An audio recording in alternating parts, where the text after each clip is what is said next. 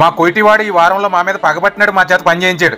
అక్కడ సామాన్లు ఇక్కడ పెట్టించడం, ఇక్కడ సామాన్లు అక్కడ పెట్టించడం, ఆ కుర్చీలు రప్పించడం, ఈ కుర్చీలు రప్పించడం, అవన్నీ సర్దించడం. ఆ దెబ్బకే మా ఇంట్లో పనిచేసి బెంగాళాతనికి జ్వరం అయితే వచ్చేసింది. ఇంకా జ్వరం వచ్చింది కదా హాస్పిటల్ అయితే తీసుకొచ్చాను. హాస్పిటల్కి వచ్చిన తర్వాత మన ఐడి కార్డు ఇస్తే మన డీటెయిల్స్ అన్ని ఫుల్ చేసి మనకు టోకెన్ నెంబర్ అయితే ఇస్తారు. ఇంతకీ హాస్పిటల్ ఫీజు ఎంత అనుకున్నారో? ఒక దినారంటే మన డబ్బులు 290 రూపాయలు. ఆ 290 రూపాయలకి అన్ని అయిపోతాయి. కోవిడ్ లో డాక్టర్ ఫీజు అందులోనే, మెడిసిన్ ఖర్చు అందులోనే, డాక్టర్ అపాయింట్మెంట్ అందులో, అన్ని అందులోనే. మాకైతే 290 రూపాయలు అవుతుంది. కోవిడ్ అది కూడా అన్ని ఫ్రీ వాళ్ళకైతే. ఇంకా మనం ఇక్కడ వెయిటింగ్ రూమ్ లో వెయిట్ చేయగా మన టోకెన్ నెంబర్ అయితే వచ్చింది. టోకెన్ నెంబర్ వచ్చిన డాక్టర్ దగ్గరికి అయితే వెళ్ళాం. మా అదృష్టం బాగుండి ఇండియా డాక్టర్ అయితే ఉన్నాడు. ఆ డాక్టర్ కి అయితే మనోడు ఉన్న సమస్య అయితే చెప్పాడు. ఇంకా డాక్టర్ నువ్వేం కంగారు పడకో, 2 రోజులు మెడిసిన్ వాడు తగ్గిపోద్ది, వెళ్ళి పండగ చేసుకొని చెప్పాడు.